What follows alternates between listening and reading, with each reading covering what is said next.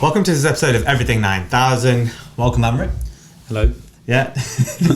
Really formal. You're right. I'm okay. You've not done one of these in a while. You nervous? No, I'm a bit sad about the news. Well, yeah, today we're going to be talking about fresh breaking news that, Putin and Russia have in fact invaded Ukraine. Это решение о проведении специальной военной операции. Кто бы не пытался помешать нам, а тем более создать угрозы для нашей страны, для нашего народа, должны знать, что ответ России будет незамедлительным и приведет вас к таким последствиям, с которыми вы в своей истории еще никогда не сталкивались. Мы готовы к любому развитию событий. Before we get into all the tiny details, what we'll do is we'll discuss what the current situation is, what's just happened, then we'll look at Putin's view, then we'll look at potentially Ukraine's view, then we'll look at what the West is thinking about this, and we'll just talk about other implications. And then I think it's important to discuss what we think is going to happen going forward now. Exactly, So we'll talk about the current situation. Like I said, Russia's deployed 200,000 troops near Ukraine's borders. There's always been tensions, especially since 2014. Russia invaded Ukraine then. The annexation of Crimea, you're referring to. Yeah, no, that's Crimea. Crimea. They annexed Crimea. So Russia declared Donetsk and Luhansk as independent states. This means Russia and Putin can militarize in those regions. To counter that, what Ukraine did, they handed out around 700,000 passports. So that means, if any action is taken by Russia, technically they can go and, any action that they take is justified to protect its own citizens. We'll show you a map as well. We'll show the viewers a map of what's sort of going on.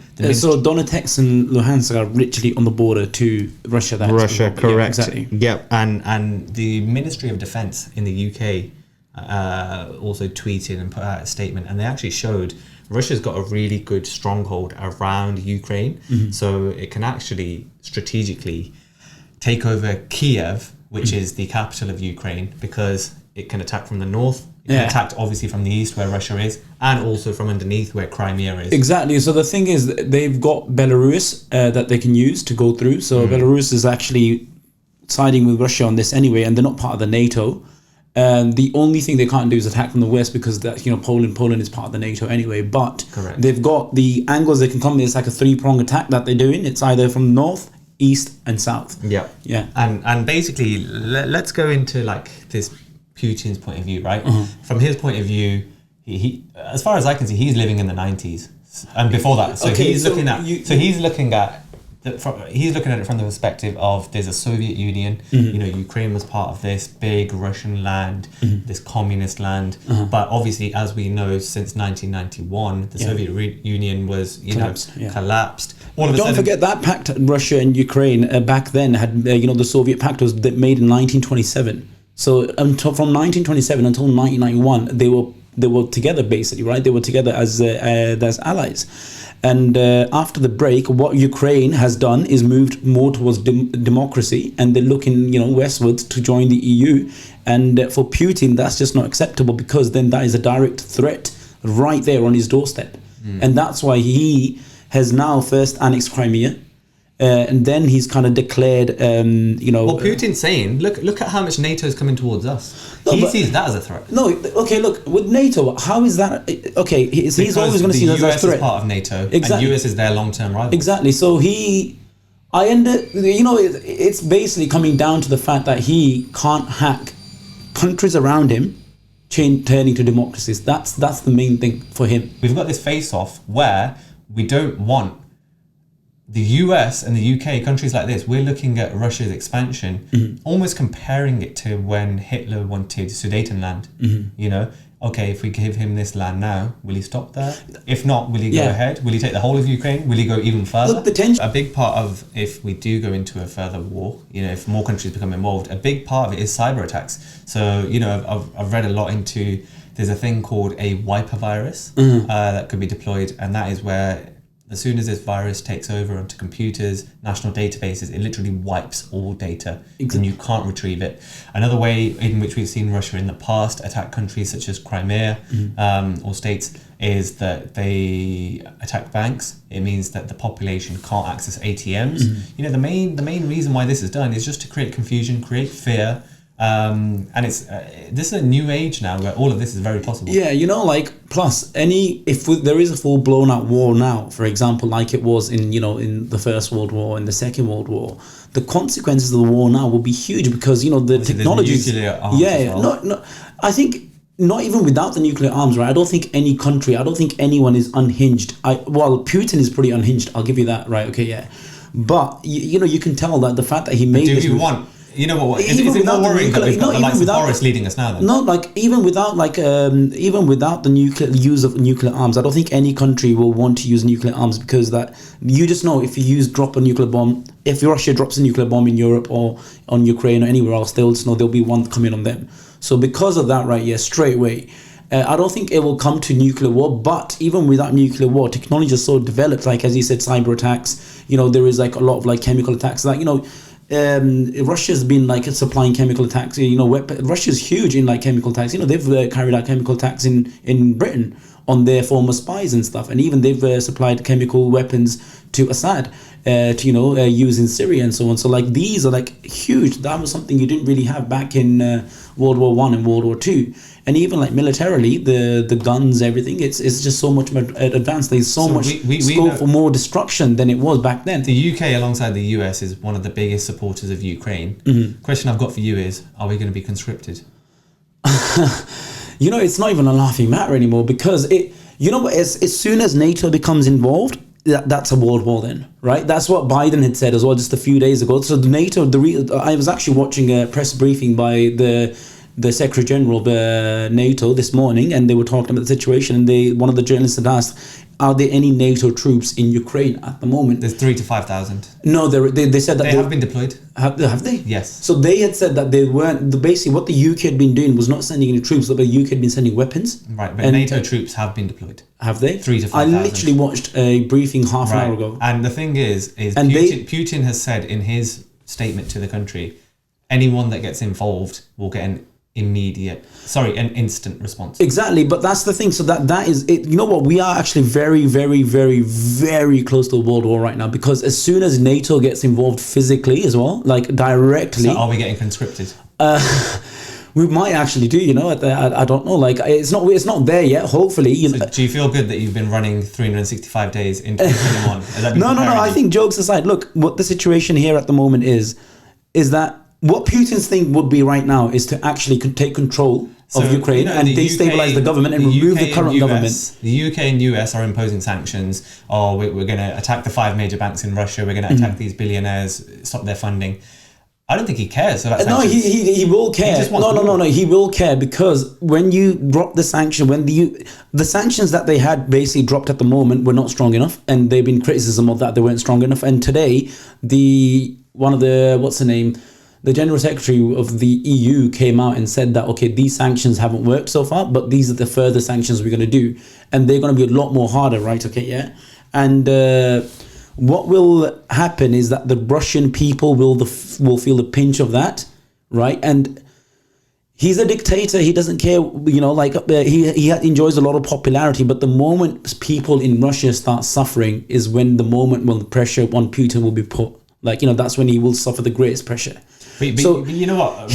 Russia comes across to me as a very there are certain countries such as Germany, such as Russia, that are very nationalistic. They're proud to be Russian. No, they're proud to be very, very.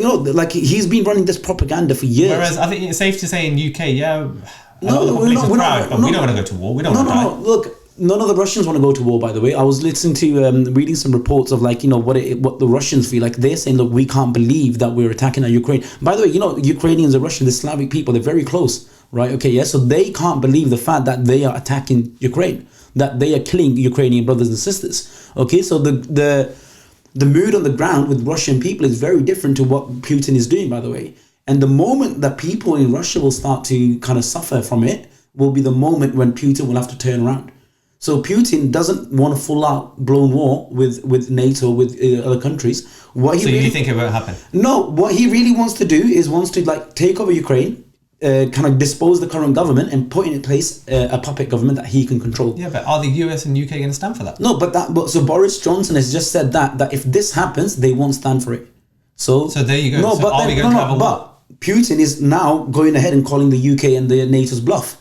Okay, they're saying, okay, they've all issued these warnings saying if you do this, what's going to happen? If you do this, what do you think is going to happen? I don't know. So I think Putin's already started this now. There's no way back. There's no way he's going to pull back now, right? He's not going to stop until he's displaced. So are we actually looking at World War III?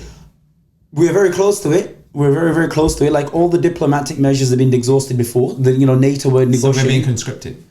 Am I going to see you in the trenches? Yeah, I'd fucking shoot you first if I was in the trenches. No, but like... obviously, it's no laughing matter because there's no way Putin's turning back, and now it's down to the West whether NATO will actually start a war. Because Ukraine can't fight them. That's one thing, right? Yeah, Ukraine's okay. Look, there was some stats I pulled out. They were showing on the news in terms of the strength of each country. Okay, so Ukraine only in terms of personnel. Okay, yeah, active troops. Ukraine's is 196,000, and Russia's is 900,000. Right, and in terms of the military weapons and so on, again, Russia's tanks have 13,000 tanks. Ukraine only has 2,000. In terms of warships and so on, Russia has thousands and thousands or more. Ukraine has no submarines. Russia has about 50, 60. So in terms of Ukraine fighting Russia on their own, I mean, Ukrainians are very, very brave and very courageous people. They will not surrender, right? So they will fight. But in terms of their own capabilities to fight off Russia and actually push Russia back, they won't be able to do that themselves. Okay, they will need support from NATO. They will need support from other countries. Countries are sending them weapons, but they will actually need physical troops to actually push Russia back. So the moment that happens is the moment the war will begin, and we will win World War III as we will know it. But whether Putin actually goes all the way now, I think his main thing is going to be now to displace the current government. And once that's displaced, then it will be on the West to decide whether they push back on this or they live with it. Right? And that will be the most decisive moment.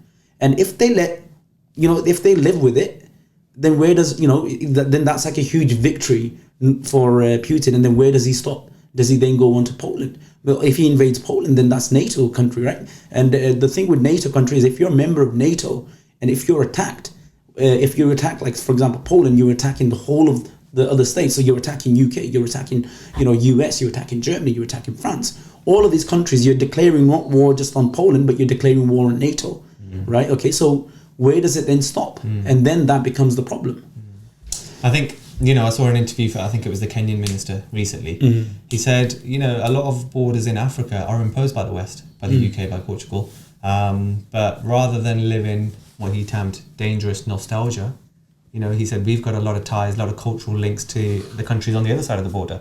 But we're not going to go back and look at the back. We're going to, we've accepted our borders as they are now. We're going to move forward.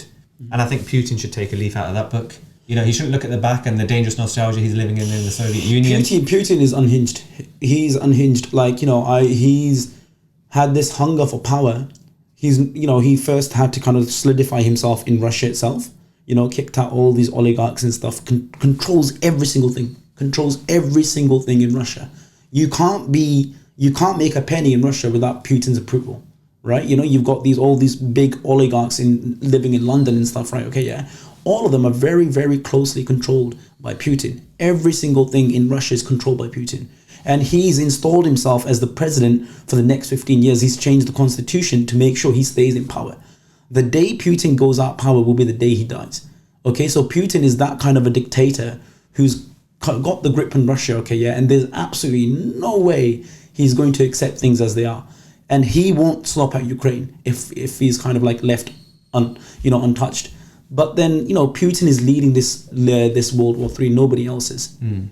No, I think you've made some great points, Amrit. The worst thing is he declared war, and today he's going on as things are normal. The Pakistani president Imran Khan was actually meeting Putin today, and they're having a press conference as normal, as if nothing's happening. You've made some great points. I think, the purpose of this podcast was just to kind of unpack what's been happening. A few of our friends, a few of my friends, we follow the news, but not really follow the news. We've obviously know it's, this has been a big story in the news and it's unfolded in the last few days, but hopefully, this podcast giving you a bit more insight into what's happened. Yeah. Let's see how it unfolds. Let us know in the comments what you think will happen and stay tuned for the next episode.